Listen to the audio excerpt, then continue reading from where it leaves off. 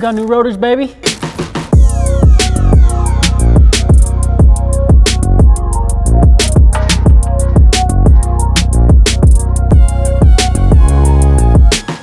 FactionFab sent us their swept slot bi-directional rotors for the front and rear of the FRS.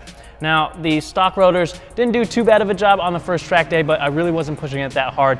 And eventually we're gonna get some more aggressive pads on here with some sticky tires, which is gonna generate more heat in the braking system, making these more susceptible to brake fade, and we don't want that. Instead, with these, the FactionFab rotors, not only are they gonna last longer because of the high carbon content, they also have these sharp edge grooves milled into the disc here that is gonna help expel those gases and dust so that we get consistent pad contact as well as the maximum friction under heavy repetitive use. They've got symmetrical vane castings that's going to help with the heat dissipation. They're non-directional, so you can mount them on either side, and they're finished off in a nice E-coating, which is this black stuff here that is gonna help prevent what you see here, corrosion. FactionFab was super precise with these. They have a disc thickness variation of 5/10,000ths of an inch, which is thinner than a strand of your hair. So these are gonna be a well-balanced rotor that's super easy to install, and I'm gonna show you how to do it. I'm just gonna be showing you guys one corner because the process is basically the same on all four corners. We're on the front driver's side here. The first thing we need to do is remove the 12mm bolt that's holding the brake line in place. Notice that I did turn the steering wheel all the way to the left since we're working on the left side. Makes it a little bit easier and gives us a lot of room to work with.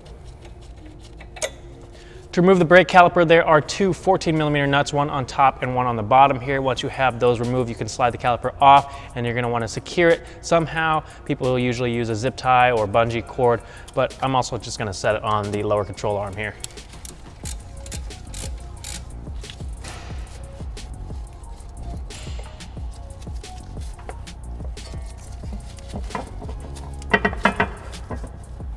We can pop these pads out as well.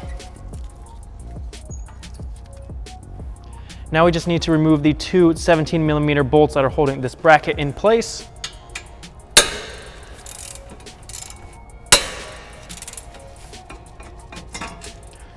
And we'll just set this aside.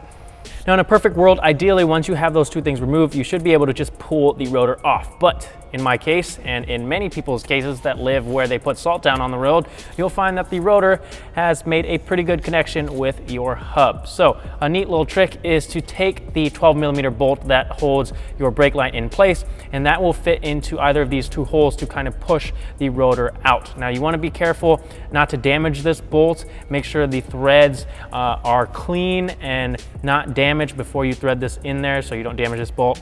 I happen to have another bolt that is the same thread pitch, so I'm going to be using that instead so I don't risk damaging this bolt.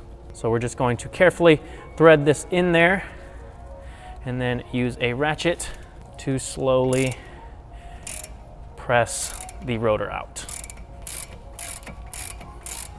There we go.